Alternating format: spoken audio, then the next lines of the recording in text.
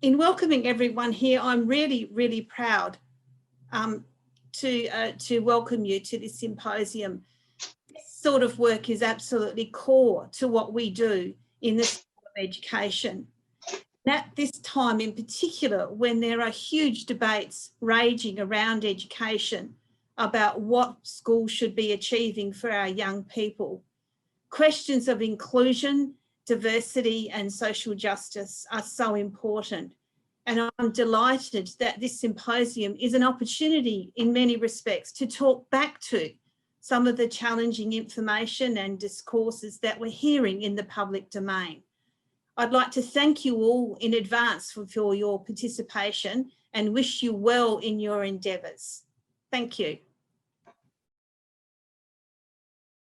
Thank you so much, Michelle, and welcome everyone this morning. It's so wonderful to see people online, and we are so sorry that this stupid virus got in the way of us being together and breaking bread. That's what we really were hoping for today as we meet as a collective of colleagues, teachers, educators, researchers, advocates, students, to discuss an issue that has clearly hit a nerve here across Australia. We've got people joining us from across the country with regard to what it means to engage in pedagogies of reconnection. Ginger, can you just share the main slides, please? When it comes to working with alongside our newly arrived students, whether they are school students, whether they are adult students in the AMP, whether they're in the TAFE system or whether they're in the university system. So as a collective, my name is Sally, I'm the chair of the Refugee Education Special Interest Group, and so I'm really happy to join to welcome everyone to this morning. It was intended to be a whole day, which probably would have been a bit hardcore for all of those of you who are going to join online anyway. So we've split this day into part one today, everyone. We do have we have a series of people going to speak with us this morning. We're going to have some question and answer at the end, which will be hosted by Dorothy. Ginger, can you go to the next slide, please? We will be following this schedule, and we will finish at 12 on the dot. We are seeing this as a part one, so we're really hopeful that we'll be able to do a more interactive part two in September. Ideally, we'll align again with the school holiday. And it's evidently an area that people have got expertise in, that perhaps we can do a better job of sharing. Of course, New South Wales, from the Department of Education in a moment, and New South Wales have a refugee students program advisor. That's not a shared role across all of the education departments across the country. So there's clearly an appetite for hearing and learning more. And I know that we've got a lot of practitioners in the room. And we would love to hear more from you. So this is the start of a conversation. Thanks for joining us. This morning has been co-hosted by the Education for Social Justice and Inclusion Group at Western Sydney University School of Education. So I'm going to hand over to my colleague Loshni, who will do a brief introduction, and then we will have Rachel Hennessy from the Department of Education.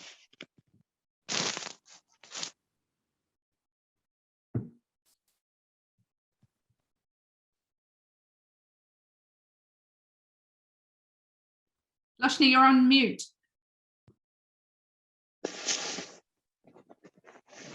Sorry. Well, good morning to one and all of you. It's great to see so many of you join us this morning. I'm one of the leaders of the Education for Social Justice and Inclusion Group.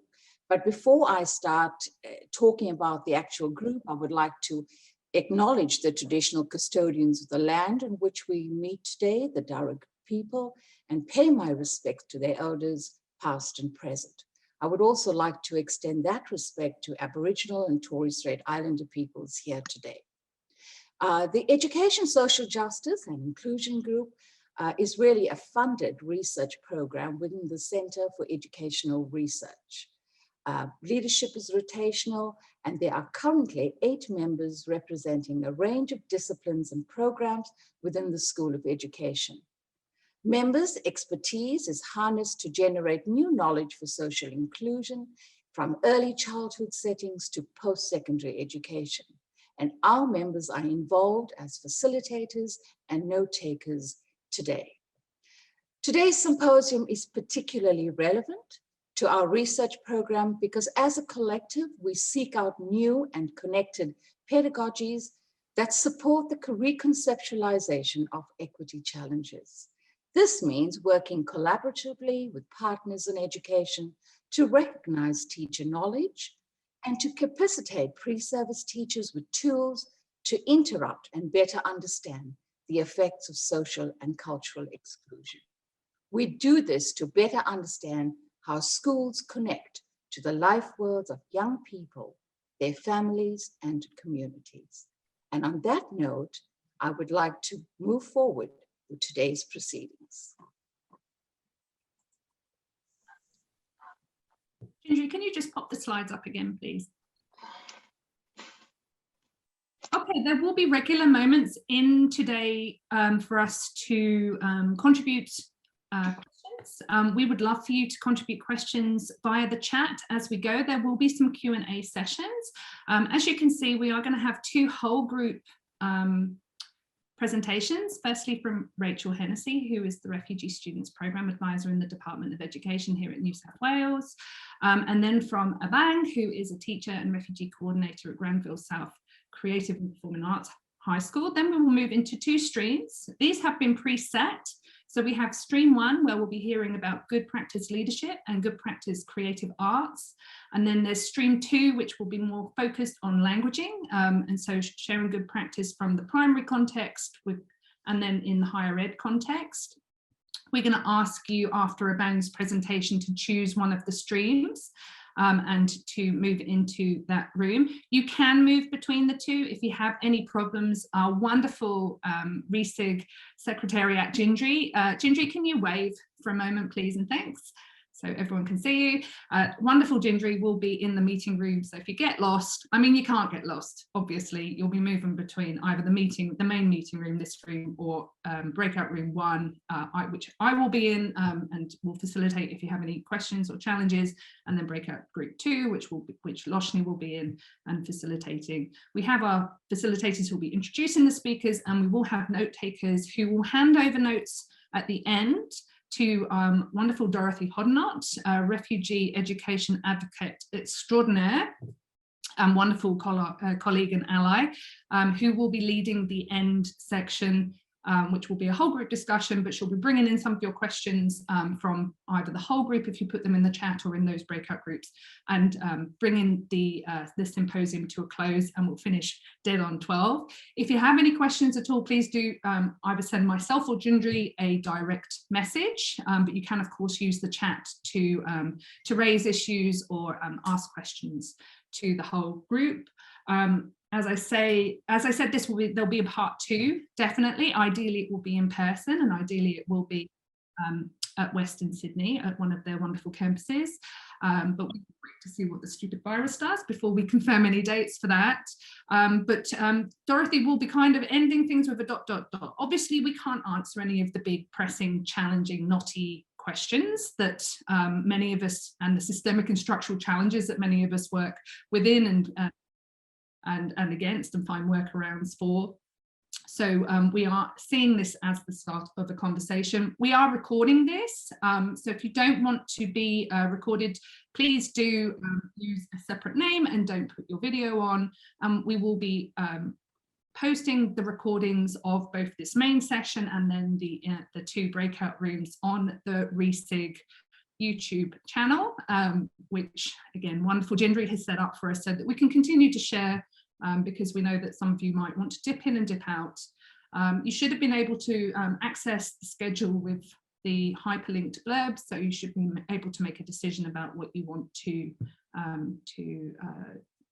hear about today. It's unfortunate that we've had to split it into 2 breakout rooms. We would have liked everyone to have spoken so that we all got to learn from everything that's on under discussion today.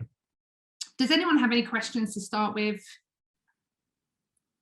In which case, if you do, pop them in the chat. Otherwise, I'm going to, it's my great pleasure to introduce Rachel Hennessy. It's wonderful to have the department involved this morning, and we're going to hear straight away from Rachel about what the department does in New South Wales with regard to culturally responsive teaching for students from refugee and asylum seeker backgrounds. Thank you, Rachel, for joining us this morning. Hey everyone, how you going? Can everybody hear me first of all? Yep, just nod someone. As Sally just said, my name is Rachel Hennessy. I am the Refugee Student Programs Advisor with the New South Wales Department of Education, and I'm just here today to give you perspectives from the New South Wales Department of Education on how we are supporting our students from refugee and asylum seeker backgrounds. I'm just going to start with a quote. Yes. Refugee families who arrive in Australia have often lived with unimaginable violence. They've had no choice but to leave their old lives behind. Many bring deep mental scars which often reveal themselves at unexpected times, but they also have developed the resilience which has allowed them to survive in a world of fear and uncertainty. That quality of character often translates into a fierce drive to succeed in a place of peace and order.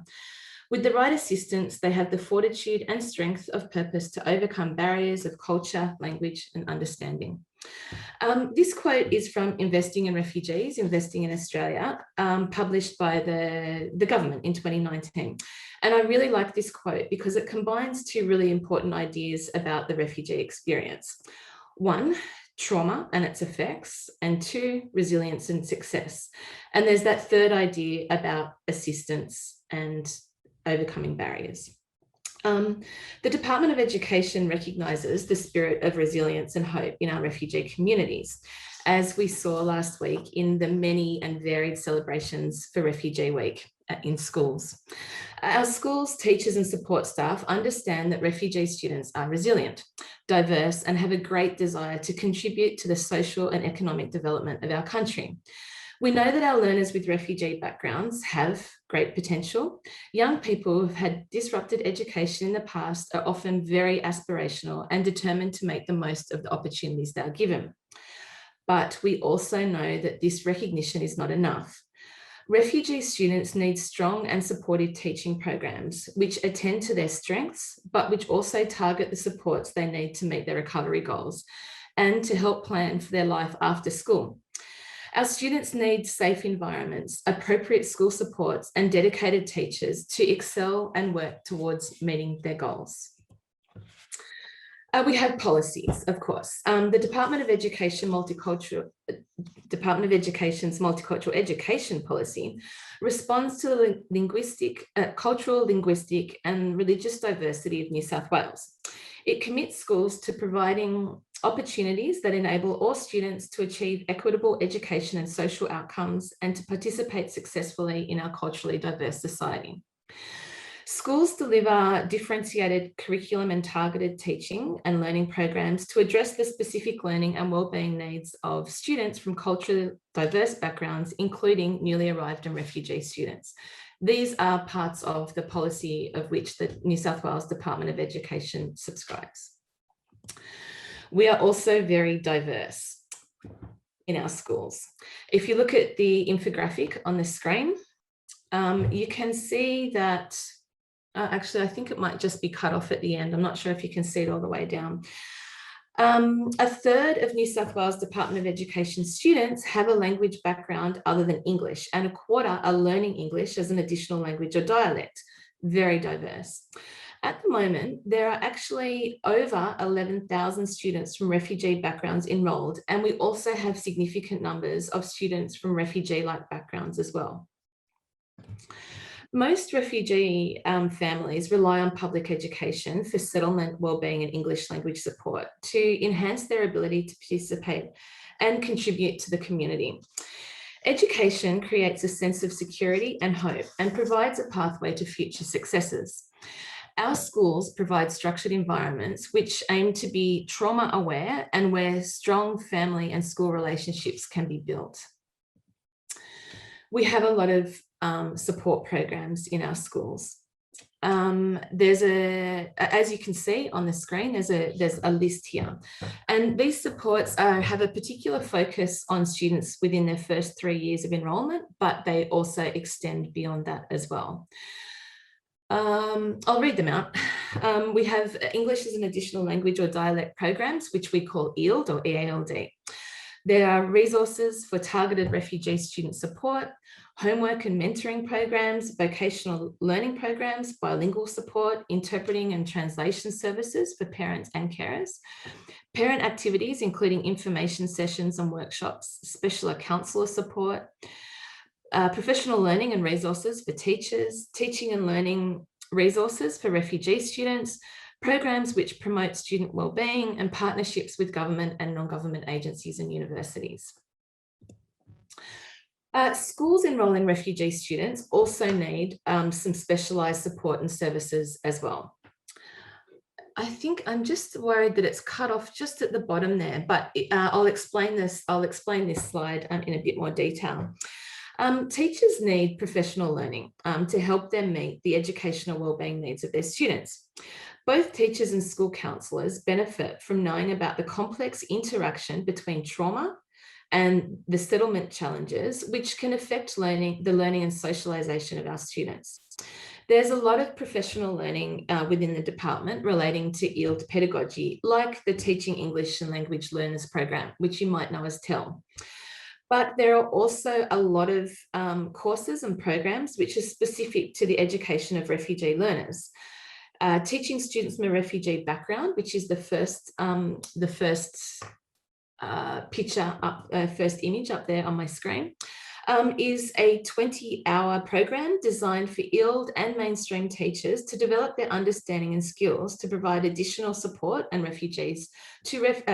additional support to refugee students within the curriculum. The STARS course, the next one, uses the model of safety, trust, attachment, responsibility and skills to frame teachers' knowledge of trauma and behaviour and to help students meet their recovery goals. Teachers can also train to facilitate both of those courses, which also adds to teachers' leadership skills, which I'll touch on in a minute as well. The Classrooms of Possibility resource, based on academic research, shows concrete examples of high challenge, high support pedagogy in the classroom. And the one that's just down the bottom there, which I'm worried has just been slightly cut off, are the professional learning and resources provided by the department's literacy and numeracy team for EALD and refugee students, particularly relating to the HSC minimum standard. And that image down the bottom is talks about illustrations of practice using the resource to support writing in an EALD stage 5 course. And we have the Refugee Student Counselling Support Team who hold workshops on teacher self-care and vicarious trauma. Teachers can be trained to identify students who may benefit from specialist services, and schools with high numbers of refugees will often have a teacher or a team of teachers who have this type of knowledge, like Abang Afau, who's going to be speaking next. Over the 3 years, from 2017 to 2019, the Refugee Leadership Strategy built the capacity of schools to support refugee students and their families. Refugee support leaders were initially based in 18 schools, and by the end of the strategy, they were delivering support to 204 schools. The evaluation of the strategy showed that schools felt more supported and confident working with refugee students and their families, and were well supported in this work. This year, the EALD Education Leadership Strategy has employed 28 experienced TESOL qualified EALD specialists to aid schools in implementing effective EALD strategies for all EALD students, including those from refugee backgrounds. Similar to the refugee support leaders, the EALD education leaders are providing high quality evidence-based professional support and advice, and are coordinating opportunities for school leaders and teachers to strengthen the communities of practice within and across schools. And this morning, two of our EALD leaders, Caitlin Park and Sonia Doney, are going to be outlining some of the work that they have been doing in recent years. Sonia's going to be speaking specifically about leadership, and this is something I want to highlight today. An EALD specialist teacher can be a leader, both within the school and outside of it. Sonia, Caitlin and Abang have all developed career paths which show this. EALD leadership is not just about time in the job, but also about looking for opportunities, taking a risk and trying things out. We know that engaging parents and refugee families in the schooling of their children is really important. The department's Opening the School Gate resource aims to increase schools' understandings of the importance of engaging refugee families and the factors which might impede this engagement. The resource demonstrates a range of successful approaches designed to encourage migrant and refugee parents and carers to participate in the educational experiences of their children.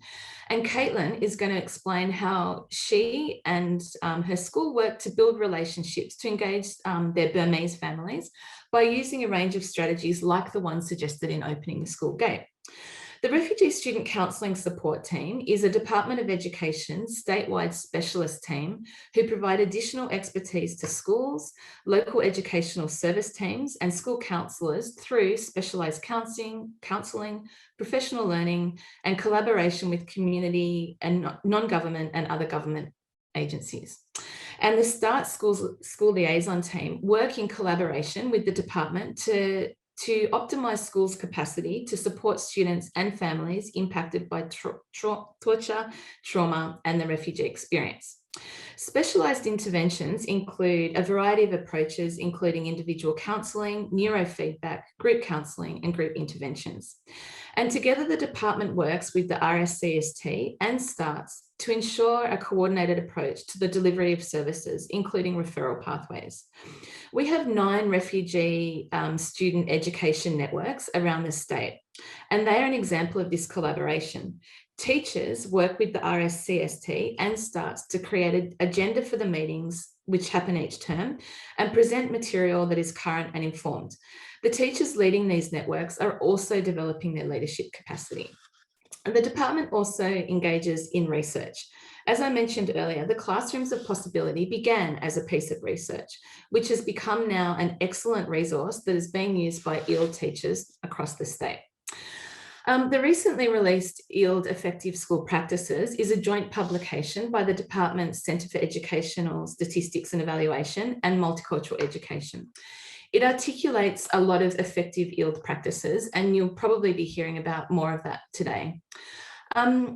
Overall, the department aims to develop programs and initiatives that provide targeted support for refugee students, whole school approaches to trauma-aware education, and resources that support families and carers.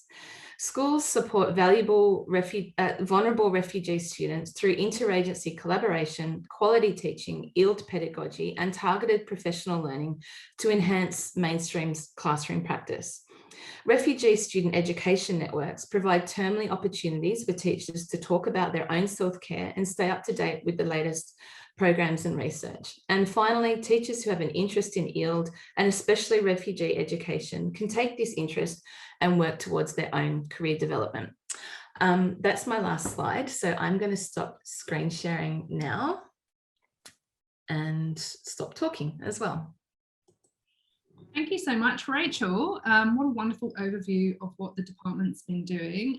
Obviously, there are lots of people who work for the department here in New South Wales, but I wonder if there are colleagues from other states who might have some questions about where those resources can be accessed.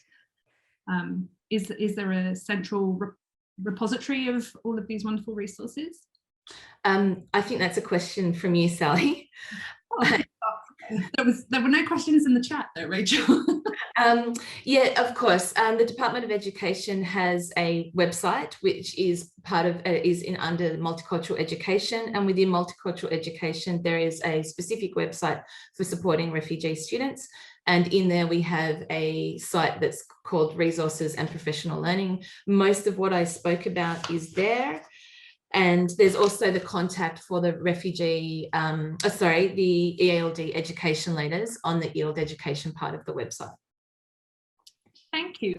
Victoria in the chat asks about that final slide. Can you tell us about that image that you displayed? Yep, sure.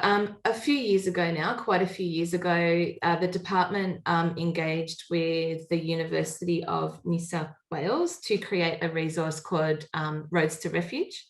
And that is also, you can Google that, you can have a look at the Roads to Refuge resource. But while we were doing that, we had consultations with children, of course, and students, and they went through a day of, you know, talking and workshopping. And that slide, that was actually a post, not a post, it was on a butcher's paper, and about 4 or 5 students actually made that. I can't quite remember now because it was a while ago what the question that they were writing up, but they created that themselves, and then they held it up and they spoke about it in a very, very safe, very, very supportive environment. And you can see the themes that they were talking about there. Super. So Pathmavi has asked if the resources are accessible outside of New South Wales. Good question. Well, a lot of the resources I spoke about are actually professional learning for our teachers. So they would not be available outside New South Wales. The Roads to Refuge resource, which I just spoke about, you can Google that. Anybody across the world can Google that, and there are resources within that. The Classrooms of Possibility is also, the research is available outside of the department, but the resource is only available for teachers in the Department of Education to help with their professional learning. Are there any intentions for those to be opened up, Rachel? Is that a discussion that we could? We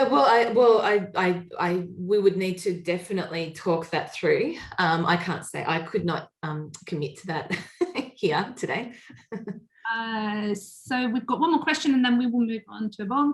SRAB has asked, as a refugee teacher, a teacher from a refugee background herself, what support is available for teachers who want to become registered with NESA, for example? Registered with NESA, was that? Oh, well, what support is available from the department with regard to teachers with refugee backgrounds? Teachers with refugee backgrounds. Oh, okay. Well, I think with teachers with refugee backgrounds, in terms of, well, there's the Department of Education has support through our what's it called? I can't remember the name. It's a service that you can call if you need sort of counselling support. So there's that service available. But also in terms of career development, I've just outlined quite some ways, and we'll be hearing about that a bit more in terms of how you might want to progress your career if you're an EALD teacher or a teacher with interest in refugee education.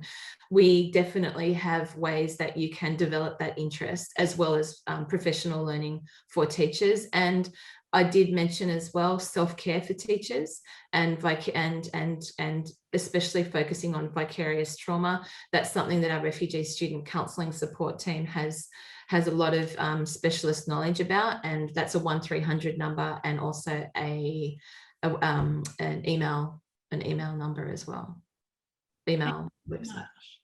I'm going to park the question that's just come through there because we are on a tight schedule, but what we can perhaps do is curate a list of questions for the department via Rachel, and then we can find and we can also share some of the publicly available materials in a follow-up email. Thank you so much, Rachel, for your time this morning. We appreciate you so much. Rachel, you know Abang better than I do. Do you want to introduce her for us, please? And I'll set up the slides. Okay, sure.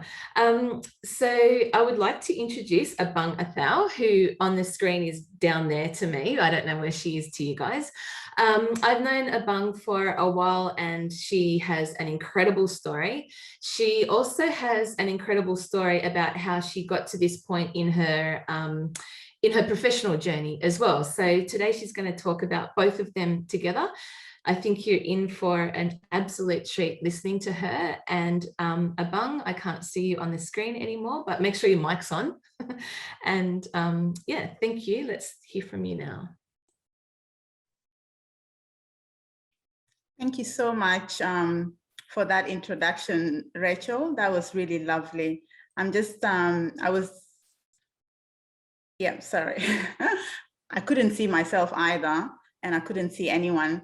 Thank you very much for the introduction, Rachel. My name is Abang Athau, as Rachel mentioned, and I'm a teacher and a refugee coordinator at Granville South Creative and Performing Arts High School. It is an honor to be here with you guys today to share culturally responsive teaching strategies for students from refugee and asylum seeker backgrounds. Today, I'm speaking from both my personal experience as a refugee who arrived in Australia alone as a teenager, and also as an educator working with students from refugee and asylum seeker backgrounds. The most crucial considerations that I have found to make a difference that I have implemented is first and foremost, providing a safe environment where trust is paramount so that healthy attachments can be established and students can be supported to build resilience before learning can occur. There are a lot of constraints that refugee and asylum seeker students encounter, such as trauma, shock, financial difficulties, lack of language acquisition, lack of access to services, complex family dynamics that can often lead to cultural divide, discrimination, just to mention a few. It is very important to have a clear understanding of the unique individuals that are entrusted into our care and to make no assumptions. I mentioned some of the challenges facing these young people. However, we must recognize that every single one of them have a unique story and therefore deal with their circumstances in different ways. For example, educators may have an assumption that students from refugees and asylum seeker backgrounds fit a certain profile, the common one being having gaps in their learning, and hence making the decision to not set high expectations for them in class. Not all students from refugee and asylum seeker backgrounds have gaps in their learning. Some may already be literate in their own languages and English as well. And even if they are illiterate, high expectation as well as high support should be provided so that they can achieve their personal best. Also, another assumption that can be made is that these young people can deal with basic or regular challenges more than other students because they underwent extreme and difficult challenges in their lives, or vice versa, that they are too vulnerable to deal with their basic situations that they encounter every day. This is not necessarily the case. While there are many who are resilient, others may not cope with the added responsibilities of school and the changes or unpredictable environments in which they find themselves. That is why treating them as unique individuals is beneficial for their learning. Just like all other students, knowing our refugee and asylum seeker students well, in particular, knowing their individual strengths, their challenges, and future aspiration is crucial in formulating a holistic approach to learning. It is also worth noting that students may or may not know their strengths or how to verbalize or externalize it.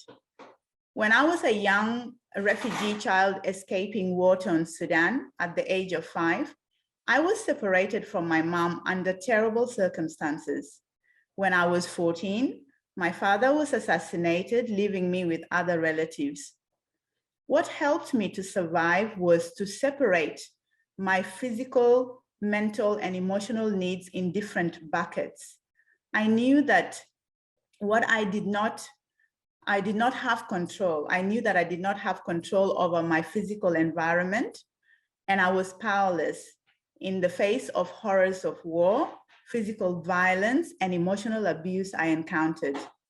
What I had control over, though, was what I told myself. From an early age, I discovered that I had control over my thoughts, and what I told myself every day mattered.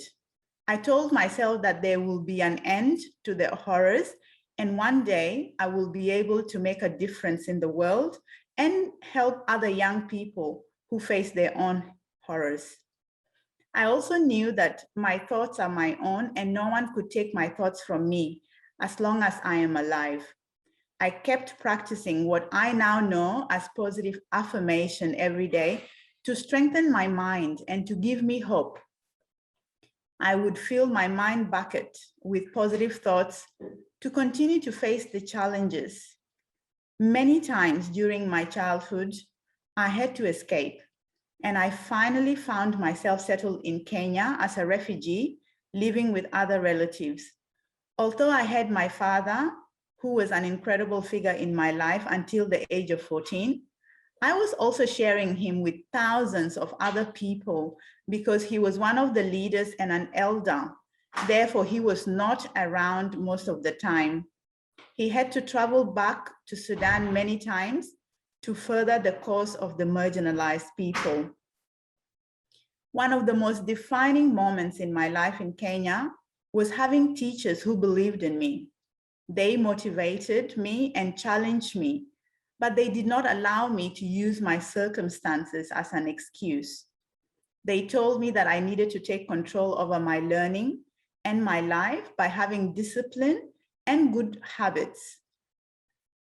Every day, I would practice these good habits.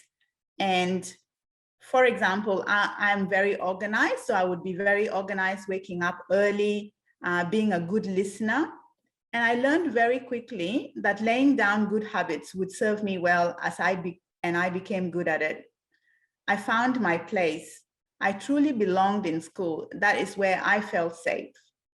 Despite having huge gaps in my learning and having to learn new languages and being in a new culture in Kenya, I knew that I would give it my best shot because my teachers believed in me. From then on, I put my hand up for everything, debating, sports, scouts, everything that was offered at school. The only thing that I was really slack at, interestingly, was sewing, and I did not thrive in drawing either. I ended up doing well at school and in athletics. I reached the national level. I was also elected as school captain, which was called the head girl in Kenya, for 3 years running, which was almost unheard of. I know this is not the experience of every single refugee and asylum seeker, but for me, these strategies were powerful and made a difference. As I mentioned earlier, my world came crashing down when my father was assassinated. I was only 14, and at that stage, I had not seen my mother since I was 5 years old. Again, I deployed my mind and told myself that regardless of what is happening in my life, I can survive this. I have power over my mind. I visualized myself happy, safe, achieving success, and making a difference in my life and in the life of others, and being a valued member of society. Therefore, the question I ask today is, what can we as educators do to provide students with environments where they can thrive, where they can believe in themselves, and they can create possibilities for their future? I recognize that funding, resources, government support is needed, but what can we as individuals and professionals do? Firstly, we need to identify the protective factors and strengths that these students bring with them, such as family support, personal courage, and also we need to link students with available services, such as health, community groups. Another factor is also to provide a holistic approach to learning where possible. This could be through extracurricular activities such as sports, arts, and excursions. This will help young people to develop, grow, and build confidence. As teachers, we might say a lot of these things are outside our control or scope and are not linked to delivering the curriculum. They add extra burden on top of everything else that teachers have to do. Believe me, I know. Teachers are dealing with a lot of things such as teaching content, behavior management, administration, marking, engaging with parents, planning, reporting, and much, much more. However, because we are dealing with a diverse group of students in the classroom, including students from refugee and asylum seeker backgrounds, we must take the opportunity to apply a positive influence over the students. This will reap great results and make tremendous difference in the students' day, term, and life. We should not underestimate simple things like communication with the students, both verbal and nonverbal, and tell the students that they are valued members of the classroom, showing the students that through our actions, we believe in them and will love for them to achieve their personal best. They should never use their circumstances as an excuse for not trying their best, showing the students that no matter what their circumstances are, they will be challenged in class by setting high expectations and providing support to meet their needs. All students can be successful in one context or another. The environment that is created allows students to be safe, motivated to learn and achieve their personal best. You never know, you might be the only positive influence in that student's life. As an educator, I still utilize the same techniques I used as a child to get me through challenges. I remind myself why I'm here teaching these wonderful students. I remind myself that I am here because I can impart knowledge, but most importantly, I can teach my students strategies that can inspire and awaken the love of learning that they can use for the rest of their lives, to seek knowledge, empowerment, and create possibilities for themselves and others. For I know that these students may forget what I teach them, but they will remember the strategies learned to seek knowledge. And most importantly, they will never forget how I treated them. Thank you so much for listening. And if you have any questions, please feel free to ask.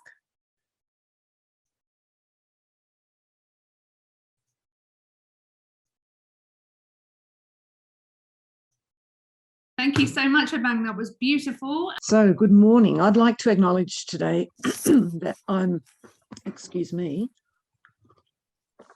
that I'm on Darug land and I pay my respects to elders past and present. In my presentation, I'm going to be talking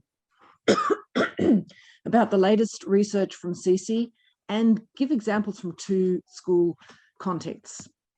So last month, the Centre for Education Statistics and Evaluation released this research that Rachel mentioned on EALD effective school practices, and it builds on previous work that has been done by the department on effective whole school practices and effective EALD pedagogy.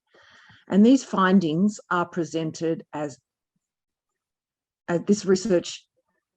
The findings are presented as 5 effective researchers. So here we are. Here's a diagram that shows that.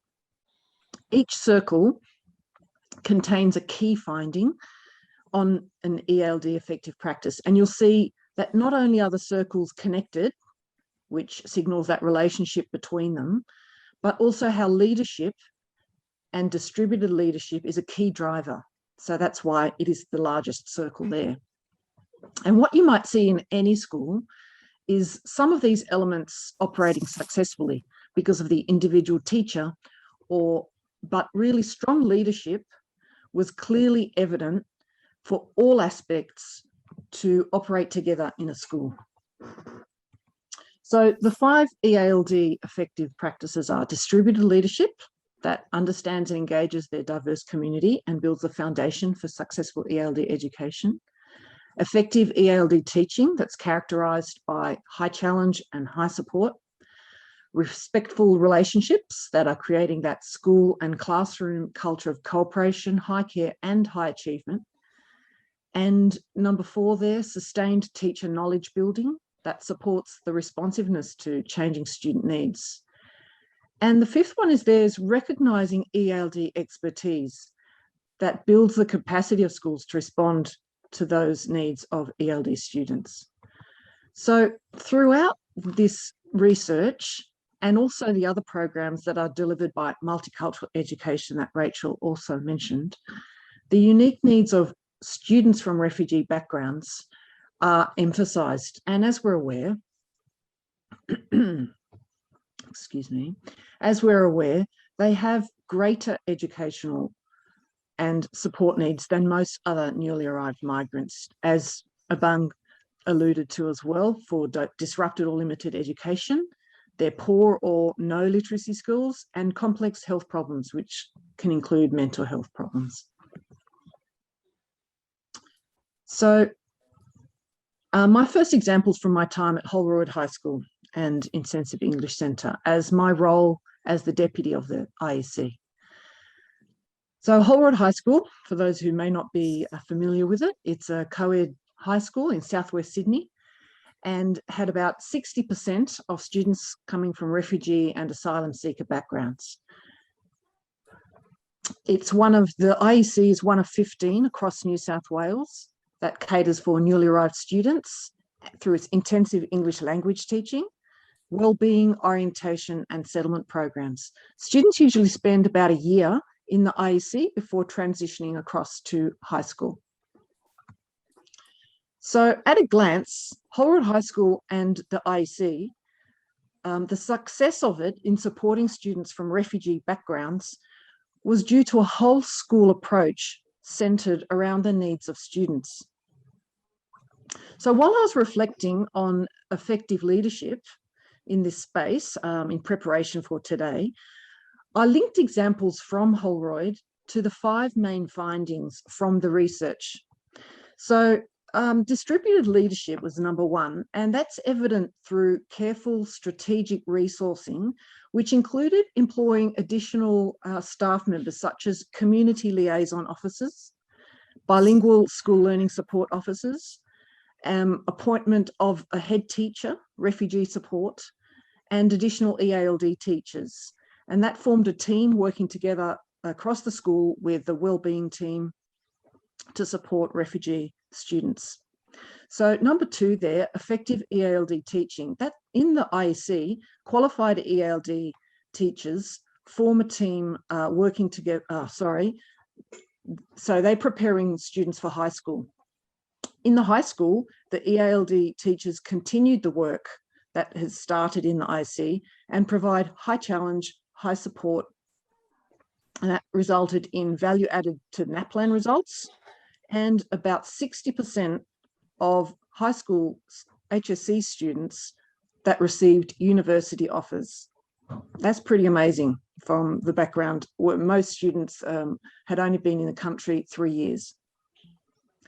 So a clear emphasis in the high school was to build the aspirations of students, and many opportunities were provided to be involved in community mentoring, university programs, and other ones such as goals and ABCN. Respectful relationships were a cornerstone of Holroyd, with staff clearly communicating high expectations of behaviour and achievement. We developed an orientation program in the IEC for new arrivals, and that clearly outlined expected behaviours. This is so important for students who have just come from a war zone or a refugee camp, and they're still in survival mode. In the high school, the refugee support team ran the welcome program each term to welcome the new enrolments. And at Holroyd, we followed the UNICEF STARS model with recognition of the need to build a sense of safety and belonging based on trust and attachment. Once students feel safe, as Abang was talking about as well, then they can become responsible for their own learning. Wellbeing at Holroyd was interwoven into daily life. Many of our students and families face financial difficulties as part of their settlement journey. So the asylum seeker students were particularly in need of support. So the school would provide uniforms, stationery, and also subsidise the cost of excursions for the refugee and asylum seeker students. Poverty shouldn't be seen as a barrier to education. One important role of the refugee support team was to assist Year 12 students to apply for scholarships for university. The students were so grateful when they were successful with this to be able to continue their studies in their final years of school and post-school. I developed partnerships also with the New South Wales Refugee Health and organised to have a refugee health nurse on site every week. This led to further partnerships with organisations such as Learning Links, and they would provide a speech therapist or an occupational therapist who, again, was present at school and working with the students at school. And also building the capacity of teachers who might not know how to support their students so well. We also built close connections with Community Migrant Resource Centre and negotiated to have a youth outreach worker based at school each week, and that was specially to support our at-risk asylum seeker and refugee students, set them up with work experience and help look at post-school options. We ran hospital visits and information visits for families from the IEC so that they would be then oriented to the New South Wales health system. And we also employed a parent engagement officer that worked across the school and built strong connections with families, organising workshops, excursions and cultural exchanges. So for number 4, of course, and 5, we continued with professional learning. All teachers at school participated in professional learning that looked at the impact of trauma on students and how best to support students from refugee backgrounds. The refugee support team organised a refugee support network that brought in teachers from across the region every term. We recognised ELD experience because in the high school and in the IEC, the ELD teachers work with their mainstream teachers, demonstrate explicit teaching and embed that into KLA programs. We would have often visitors, and IEC teachers would generously open their classrooms to colleagues from around New South Wales and also interstate. And they would spend time sharing their practices about how to teach newly arrived English language learners. So that's just a summary again. Okay, so one key aspect of being of effective leadership is to look after your staff and their well-being. I set up a pilot program with STARTS called Reflect, Review, Renew, and that allowed staff to debrief regularly with an experienced STARTS counsellor who are that's their area of expertise, supporting people who have gone through trauma. And this was in response to a need in staff and part of that whole trauma-informed approach.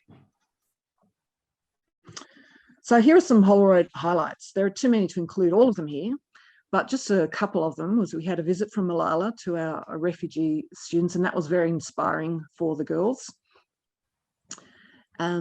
We had another group of students led by our very talented IEC counsellor who they then performed their own suitcase stories at Parliament House with the hope that their voices would be heard and help build understanding.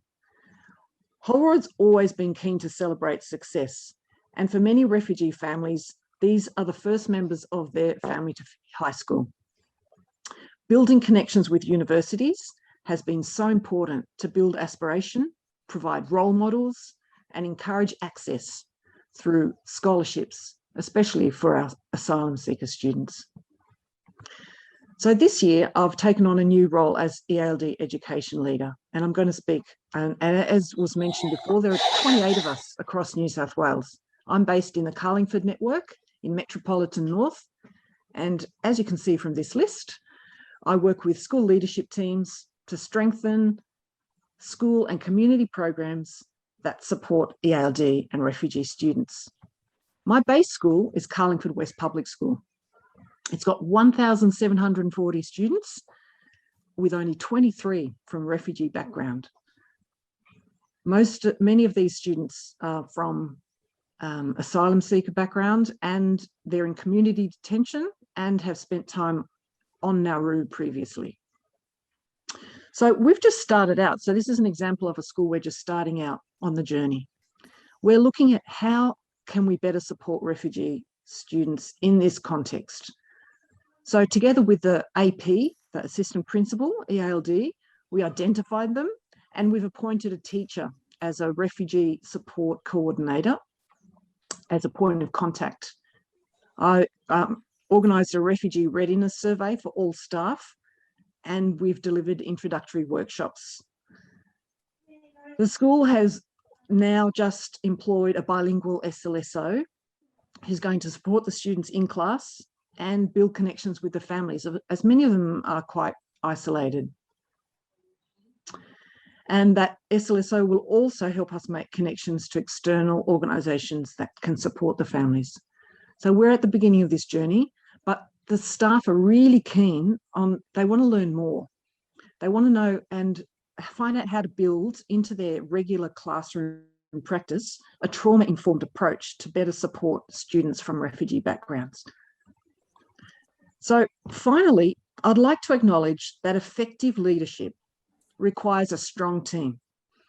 And I've been fortunate to be surrounded by excellent educators and community partners. I believe a whole school approach works the best in supporting students from refugee backgrounds. And we can all be leaders in this regard, as a teacher in our own classroom, as an executive at a school, as a member of a community organisation. So I invite you to reflect on your own realm of leadership in refugee education and reach out to others who are working in the same space, because together we can continue to build success for our students. Thank you. Thank you very much, Sonia. I'm sure on behalf of everybody, I can express our appreciation. There were such a lot of rich ideas there, which you know, are coming out of the research assessing, and we really appreciate the attention to both students, families and staff wellbeing. Sally has indicated that you can use the chat to continue to ask questions of Sonia, but on account of the time, I'm just checking my program. I think we'd better move on. So I'm going to hand over to Rachel, who's going to introduce our next presenter. And thank you again, Sonia. Thank you so much, Chris, and thank you, Sonia. That was, yeah, indeed very inspiring. So I'm Rachel Jacobs. I'm also from SG, the Education and Social Justice Research Group, here like Chris, and we are absolutely thrilled to present this session. I'm also thrilled to be in this leadership and creativity room because I'm an arts educator and a teaching artist, and I'm also somebody who grew up in EALD classrooms. So I just want to thank you personally, Sonia. That was really inspiring. And the arts has made a huge difference to my education and to my life. So I'm going to introduce Hannah Grant, who's going to, Hannah, you can start by sharing your screen if you would like to. And while I do that, I will formally introduce Hannah, and we're going to talk about the difference that the arts can make in refugee education spaces. I also want to acknowledge we actually have a lot of artists and facilitators in that work with refugee communities and people seeking asylum here. I can't name you all because there's actually quite a few of you, but I warmly welcome you to this session and thank you very much for coming. Hannah Grant is the founder and director of Collective Impact Arts, which is an organisation that has grown over her more than 15 years experience in art facilitation and particularly in spaces that have arts for social impact. And she's an expert in the creative engagement process. Hannah is going to share with us some insights from her projects, particularly Transitions, Here We Are, We Are Here, and a drama project, which is a drama project designed to support newly arrived young people with their transition to high school in Western Australia. Everyone, can I just invite you to put your microphone on mute? And if you have any questions, please place them into the chat box. And I warmly introduce Hannah Grant. Hi, everybody. Good morning. My name's Hannah. I'm from Collective Impact Arts, which abbreviates to CIA, as I'm aware, but I probably Won't keep the same title if I'm ever asked to work in the US, but there we go. The reason why it's called Collective Impact Arts, I'll talk about in this session. So I'm really excited to be here today. And as Rachel shared, I'm going to be talking about a couple of my projects, but also more broadly, how arts practice, particularly around terms that we use as including teaching artistry and socially engaged art practice, can operate in this space. So in approaching practice, I'm going to be using the term today, socially engaged arts practice, which refers to a way of working in the creative arts with young people or with participants that is responsive, built from clear intentions and constantly reflective. So to use sort of arts terms, for me, that means that, so in the arts, we have form and content. And the form is the shape of an outcome, a performance, a film, whatever we're actually making. And the content is what we talk about in that form. And so for me, socially engaged arts practice means that we start with the content, and from there we find the form to share the work, as opposed to a kind of project which might start with a form, going in saying, we're going to make a film about people's experiences, and then find the content to fit the form, like filming people and ask them very specific questions. So for me, this practice is thinking, how is it led by the people that we're working with, that we are co-designing as we go, and that everything, we're constantly reflecting and being responsive. And also it's about collective impact, recognizing that no one agency or one approach can solve a complex problem. That actually everything I'm going to share with you today has been a collective approach in terms of building partnerships with schools, other education organizations, and other community organizations as well. So it's everything is collective. The program I'm going to talk about the most is called Transitions. Its longer title is Transitions, Here We Are Here. And it was developed originally to work with young people as they were transitioning into school life in Australia, and also then transitioning from the school to, from IECs, from intensive English centres, into mainstream high school. And it grew from an identified need, which is also a really important part of socially engaged practice, to identify the need at the beginning. And we were seeing lots of young people in the school where this was originally developed, which was Cogra IEC and Cogra High School, facing real issues at that point of transition from intensive English centre to high school, from going from what had been a welcoming small environment to suddenly joining a large mainstream high school, perhaps even moving to a different school than where the IEC was situated. So the program was developed to help support that transition. And in thinking through that need, and obviously other elements of that need come out for the young people during the process as well, in terms of what that means for them, but thinking about what we could do to support that and support transition meant for me not just creating a program that was only focused on the IEC students, but also involved high school students as well. Even though I've talked about form and content, I will say this program is largely a drama program, but we would always be open to working through other mediums as well. And so using drama also gives us an opportunity to support language development, as the students learn lots of new words taught in context as we are learning about drama itself. And also, everything is very intentional in the running of the program. So within every session, there is ways of using language that they've been developing in new ways, having to speak, and always starting the session with something where we hear everybody's voice.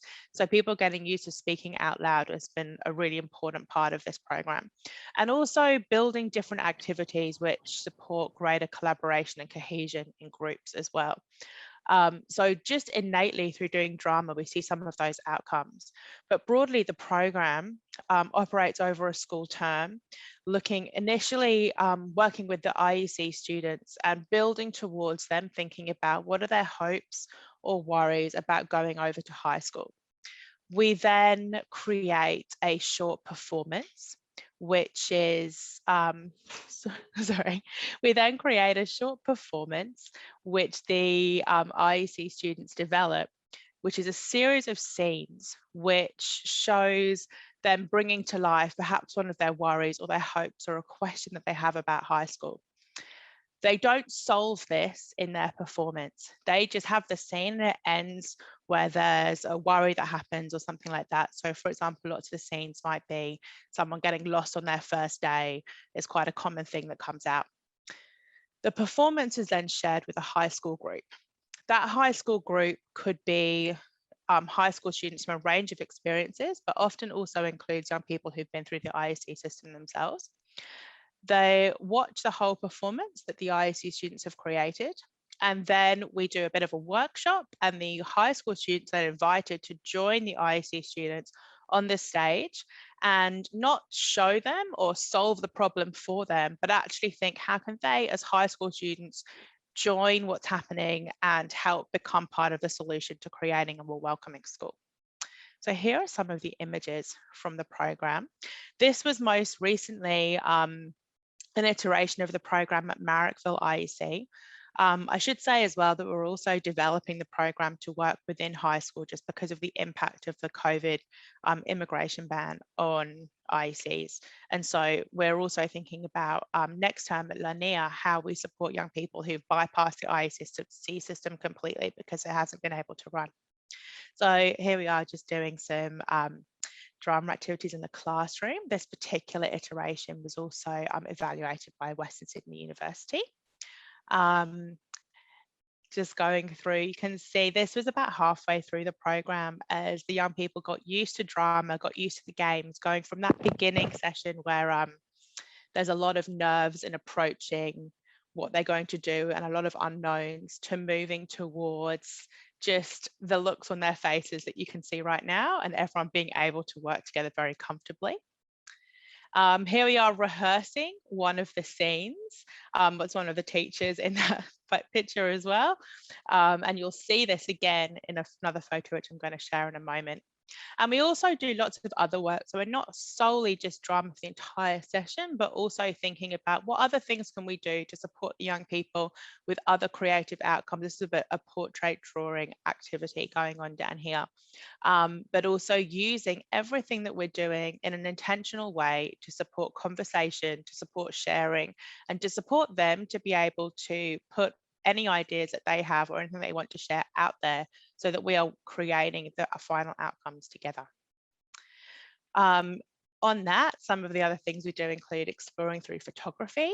So taking post-it notes or other little labels, walking through the high school space where the IEC is sort of housed and thinking about how people are feeling, how they are feeling, and taking some photographs. So this is from one of the activities at Cogra about fears of feeling lonely and too many people, but also feeling good about going to high school and feeling excited as well. This is also at Cogra, so this is now moving towards performance, so sharing things with a high school class. So these two photos are from a performance that we did at Cogra with the IEC students. And this is from the performance that we did at Marrickville. You'll see on the background of this photo some incredible drawings by the artist Georgia Freebody, who joined us for a few sessions to sketch what we were doing as well. So her work is a really important part of the process. This is from our performance here. And there's the scene that you saw before. And more performance photographs, just showing some of the worries or things that each group within the performance were worrying about high school. And then we get to the stage where the high school students join in. So for us, this is thinking that being an audience member, so in this case, the high school students are an audience member, we're still thinking through that intentional lens. So the audience is not just there to watch and then to leave, but actually there to think, well, because of what they have seen or experienced, what does that give them the responsibility to do? So in the photo up there with the two boys standing, the boy in the jumper was a high school student. The boy in the white shirt is an IEC student who his scene was getting lost on the first day. And then the high school student jumped up into the scene just to show him around. So it's just a really lovely natural moment of actually some great improvisational acting going on. And then you can see everybody together sitting on the floor. So in those little groups that they're sitting in, that was actually, we got to a stage where the IEC students were becoming facilitators, and they ran a group of high school students through some little activities that they had prepared. Similarly, back at Marrickville, One of the guys and the sort of boy in the middle, the tallest one, is the high school student who joined in to help resolve this scene, and it's happening here as well.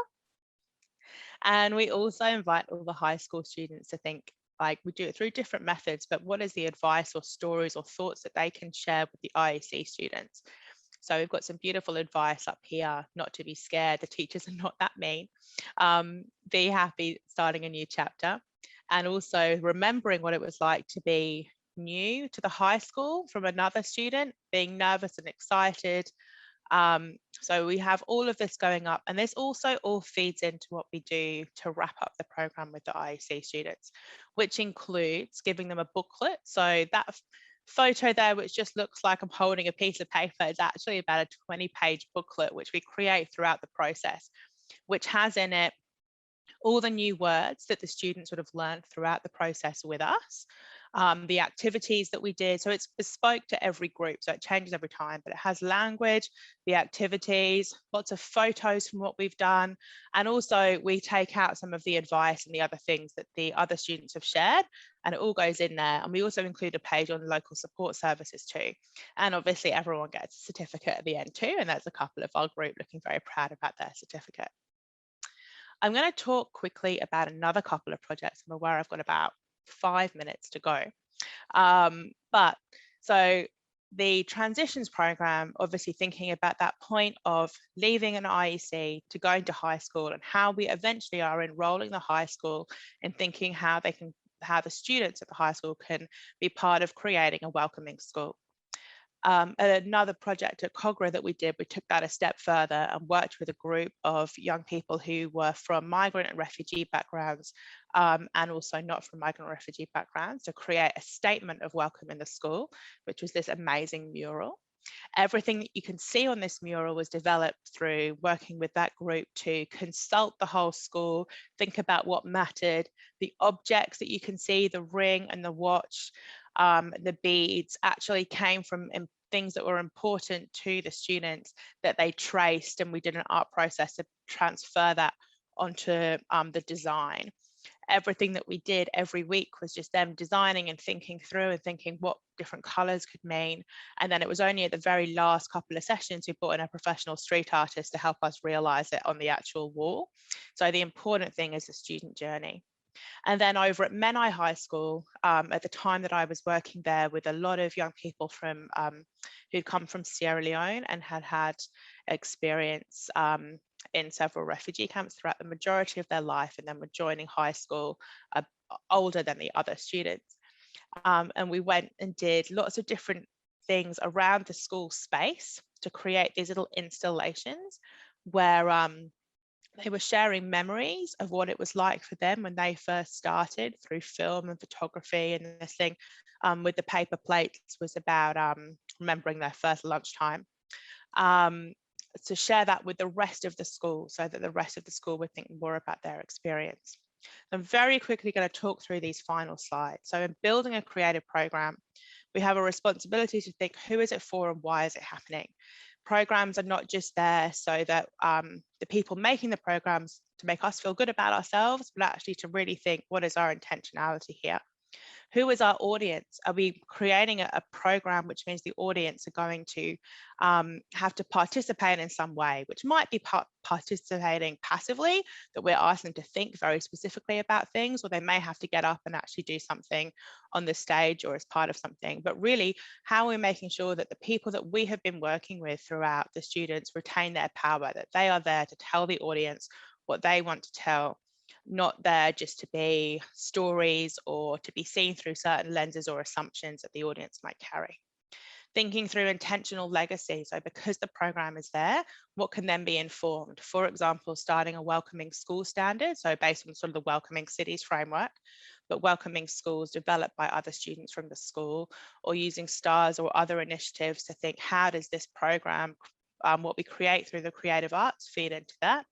And also thinking about sustainability of the practice as well, that once the artists or the external facilitators have left, what can stay behind? Is there gallery walls or other project language that's been developed that the teachers can use? And also making sure that we've brought in CAPA staff and other staff who work with these students regularly to keep some of what we've done alive. In finding creative programs, I would say there are so many different things out there. And for schools wanting to work and bring in creative programs, it's important to think, know the questions that you want to ask in terms of what you want to bring in and what kind of attitudes you want to see from the team that you are looking at running a program. There is so much language, teaching artist, socially engaged artist, facilitator, all these things, which all really mean a similar thing, but all those different words are out there. The legacy that can be built, the staff training, whether that's specific training that staff receive or just staff being able to join and co-facilitate the project. And also very clearly that there is another whole field out there of art or drama therapy, which is obviously a different practice where people have had specific therapeutic counselling or psychology training, and they're using arts as part of that. It's different to the work that I've shared today, which is an arts program that may have therapeutic outcomes, but obviously we're not therapists. So art and drama therapy, I'd say, is a whole other area. And in finding creative programs, I'm currently involved with Rachel as well, actually setting up a network called APTAN, the Australia Pacific Teaching Artists Network, where we'll be building sort of a directory of all different people around the country and around the Pacific that do this work. So there are, 56 seconds. That will be a way of finding people. There are great projects that happen out there. Recently in Albury-Wodonga, an amazing story-based project, but that tells you as well that there are people based in those areas that can also bring that to a school. Established projects like Connected but Sydney Theatre Company, which often works with adults, but sometimes with young people as well, and can, I'm sure, make it work for young people.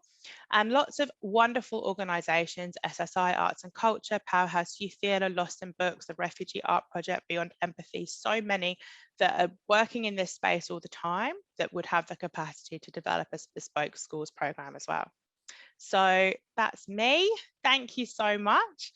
Do get in touch with any questions, and I'd be happy to share more about anything that I've spoken about today and put you in touch with other artists too. Thank you. Thank you so much. There we go. Thank you so much, everybody, for joining. It's great to be with you all here virtually today. As Jacqueline said, I'm currently an EALD education leader with the Department of Education, and I am in a regional operational directorate. So I work with schools across the Illawarra to support EALD students, so students who are learning English as an additional language or dialect. And this includes our students from a refugee background. And Wollongong, where I'm based, is a refugee settlement area. And this is increasingly the case in our regional and rural areas. Not so much at this current time, unfortunately, with COVID, but prior to that, and we're expecting after that, those trends of having more families from a refugee background settling in our regional areas, we expect to continue.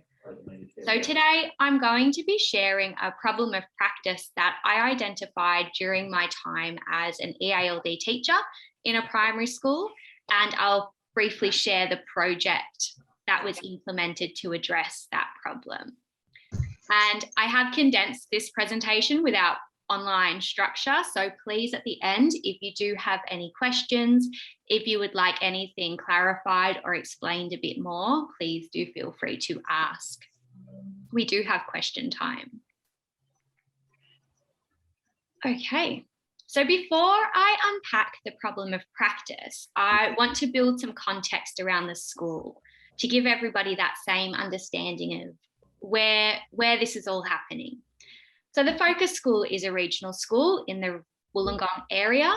It has historically between 7 and 8 classes, and approximately 20 to 25% of the students are EALD, and around 10 to 11% of those students historically are from a refugee background. Now, the majority of these students are from a Karenni background. So we have our Burmese refugee students born in refugee camps in Thailand. And as is common in many regional schools, there is no EALD staffing allocation. Rather, the schools have a small amount of flexible funding that can be used to meet the needs of our students. And for a school this size, generally that would be around 2 days per week. Now that is school-based flexible funding, so schools have the choice of how they use that funding to support these students' needs. And unfortunately, in regional schools, it can be very difficult to find teachers who have the postgraduate TESOL qualifications that give that EALD expertise that's needed in the role. And the illustration of practice that I'm going to be sharing today was only possible because the school made the decision to fund an EALD role. And myself as that EALD teacher was able to identify this as an area to focus on. Now, although these populations of students are quite low compared to some of our Sydney schools, this is a significant and a unique challenge because it means that we have a small amount of students across each classroom, maybe 1 or 2 students, and those needs of those students can very easily become unseen. So on top of this, we speak a lot about the language learning needs for our students and how we can meet that through pedagogy in our classrooms, but it's equally important to consider language at that broader level. And so today I'm going to be looking at it in terms of communication and parent engagement. So in the school, we were able to identify that more than 1 in 10 of the parents at our school required an interpreter to communicate with the school. And nearly all of those parents were from a refugee background. Now, the majority of teachers at this school had never met these parents, had never communicated with these parents, despite teaching the 2nd, 3rd, or 4th child from the same family. And this wasn't an intentional choice by the school, because what I quickly discovered is that in regional schools, most staff were not aware of the translating services or the interpreting services that were available, or were not aware that the parents have this language need. There is the common misconception that, oh, when the parents first arrived, we chatted in the front office, and so they're fine, they have English, it's all okay. But that basic interpersonal language isn't the same English that we use when we send home a child report or when we send home the newsletter or permission notes. And so I decided to look into this a little bit more. I had meetings with these parents, I built those relationships, and I asked about how they felt about engaging with the school. And every single one of those parents expressed that they were concerned that their lack of English was stopping them from engaging with their child's learning. And this is something that in my current role as an EALD education leader, this is very frequently reported to me by schools, by settlement services, by supporting agencies. And it's also something that's quite clearly described in research as well. And if we consider register theory as EALD teachers, how our language changes according to purpose and context, this language that our parents need to engage with the school is very domain specific to that school, and it's very academic. And so the point that I'm trying to make here is that although this is a problem of practice in a primary school, it has implications across our educational settings. So as the EALD teacher, I unintentionally stepped into a leadership role and began building the capacity of others to be using interpreting services.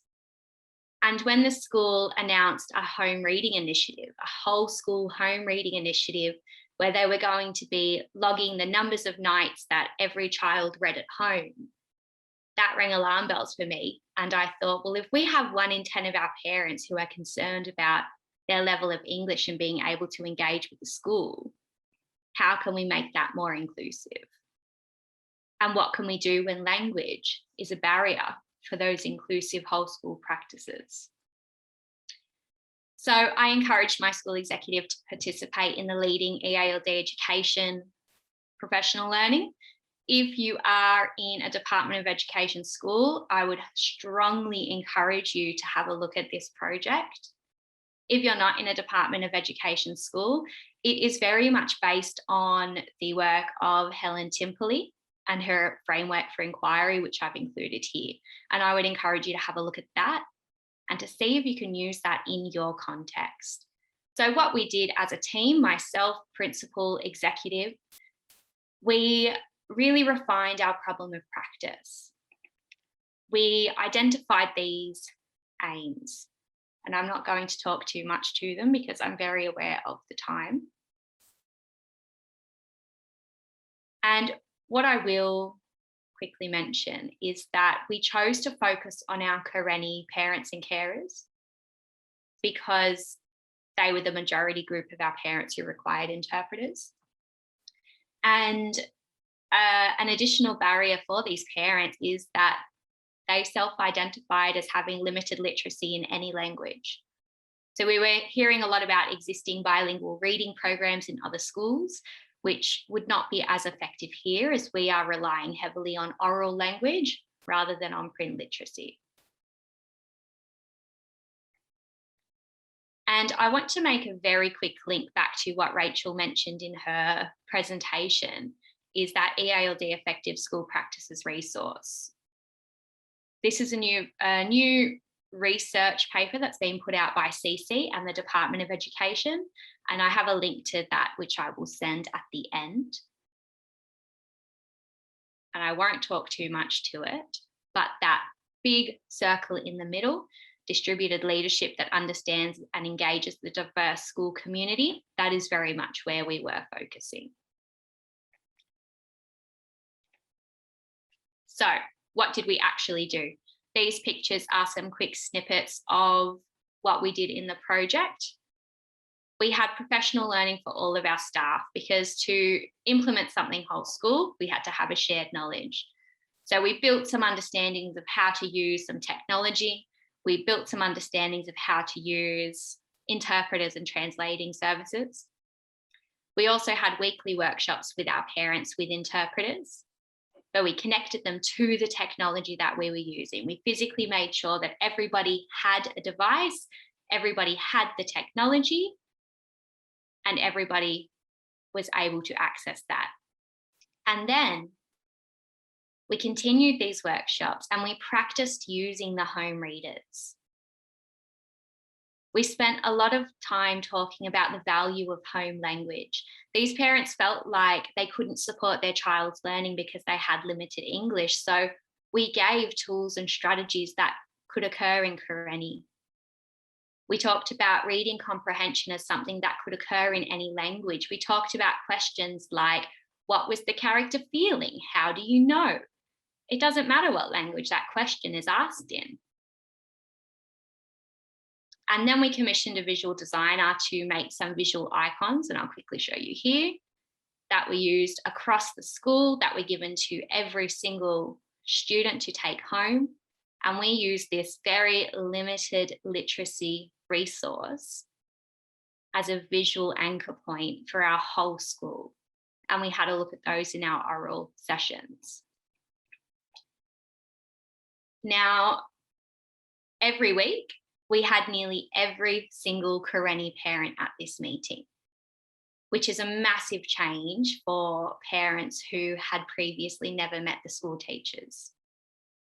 In these pictures at the top, you can see the principal at the time modelling how to use pictures of a home reader to tell an oral story. And then we have our parents practicing that as well. There was joy, there was laughter. These sessions evolved into a safe space. And eventually, after many weeks, these parents had the confidence to ask questions about things that they were worried about, like an older child who had received a speeding ticket and the parents were worried that they would be deported. And for those parents, this was the safe space to ask those questions. So it evolved into this multifaceted workshop every week that had so many different purposes.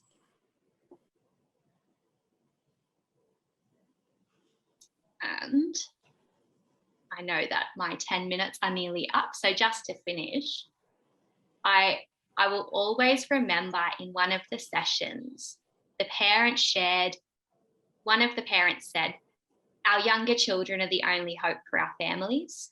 We are too old.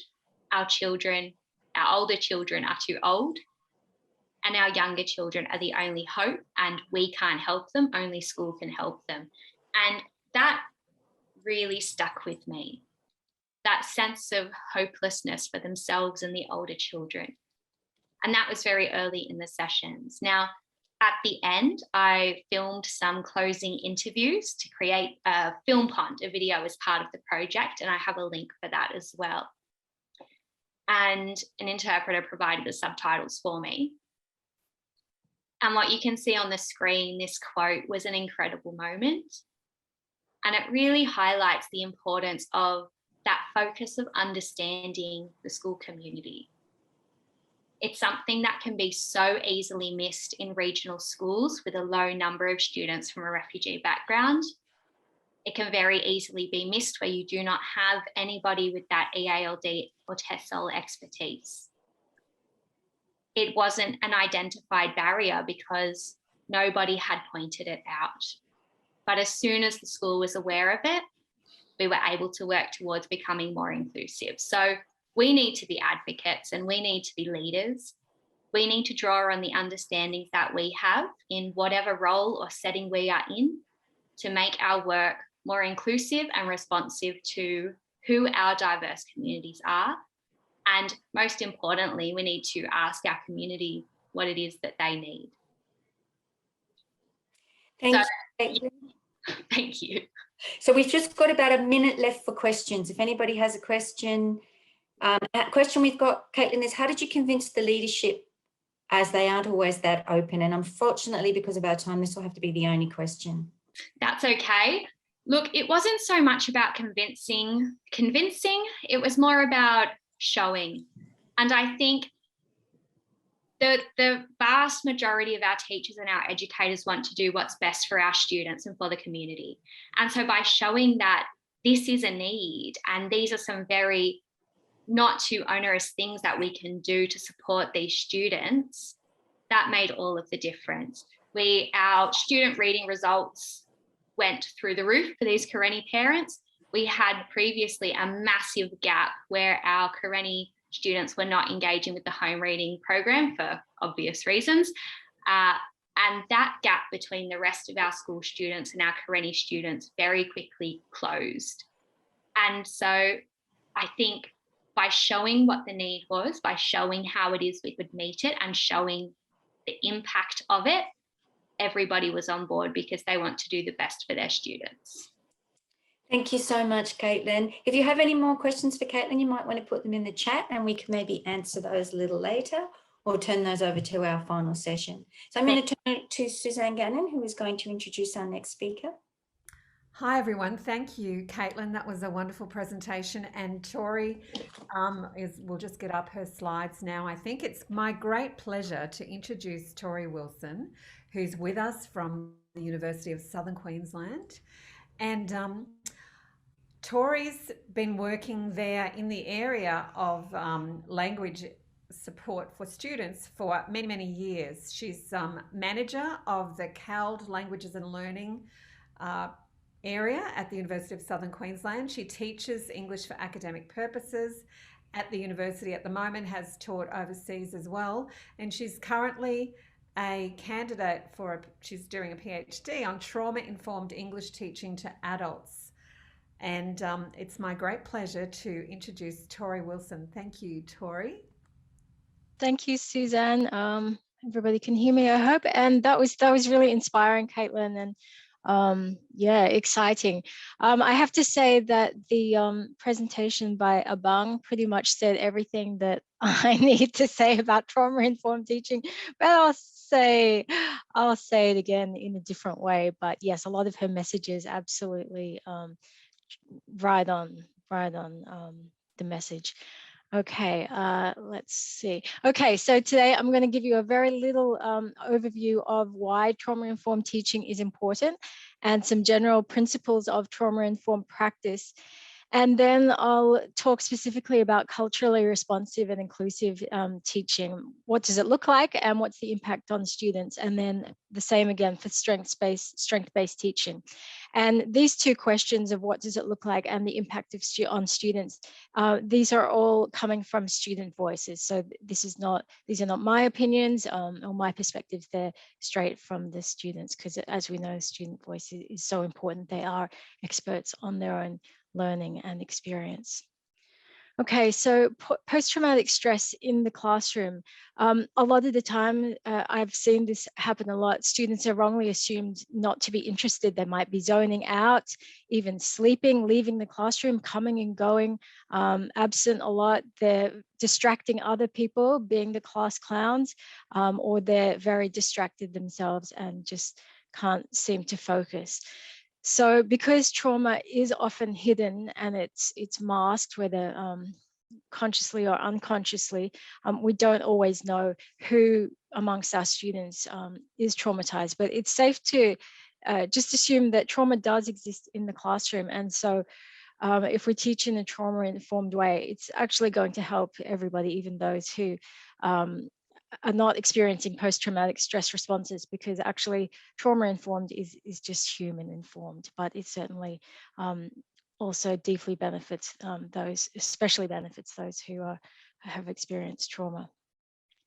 So some general principles around trauma-informed practice, and you'll recognize some of these from what Abang was saying as well. So safety and security, and that's very much emotional safety as well as physical safety. Having caring, supportive relationships, and that's between teacher and student as well as between students.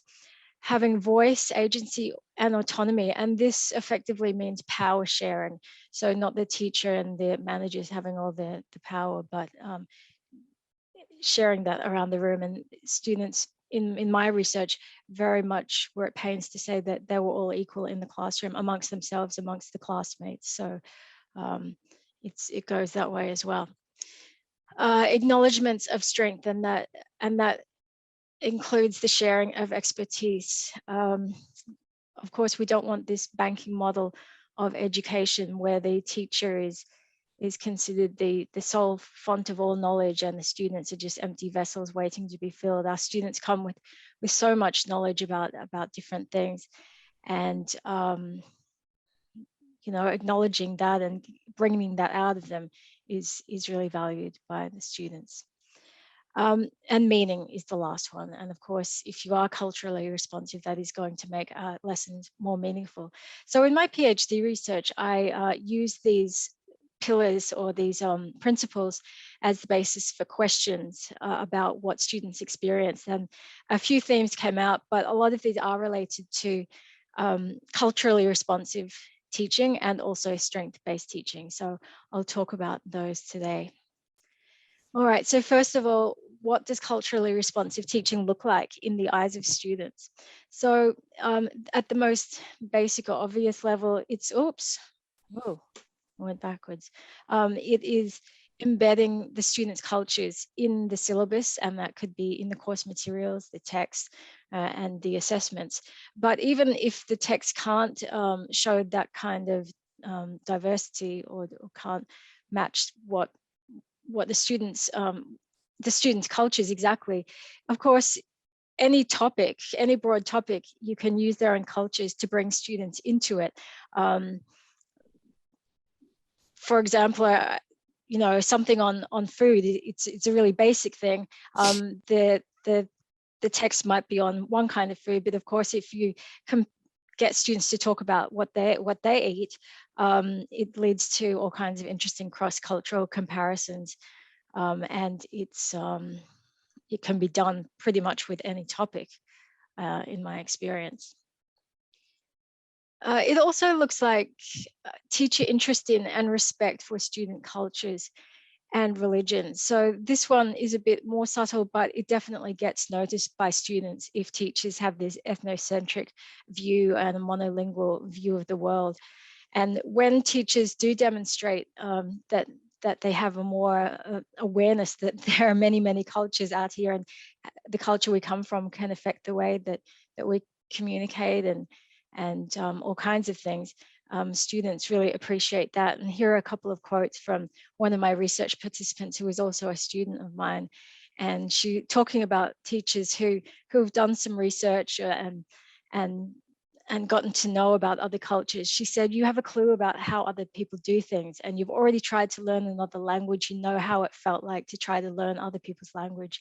So that empathy really shines through to students as well, that learning a language is definitely not something that you can just do with the click of a finger. All right. The impact on students. In my research, my PhD research, but also in my teaching work over the years, the big thing that comes through from students is this feeling that they're accepted when the cultures are recognized and acknowledged and talked about, and they get to share those from a strength-based perspective. Here are some quotes from my research, and you'll see that the theme running through there. I felt like I was acknowledged, respected, and it made me feel like I'm a person. I feel I'm being valued. One student talked about a textbook. He was from an African nation, and the textbook had a picture of a Black person on the cover, and he said, wow, you know, it was really great. We felt that these people consider our existence.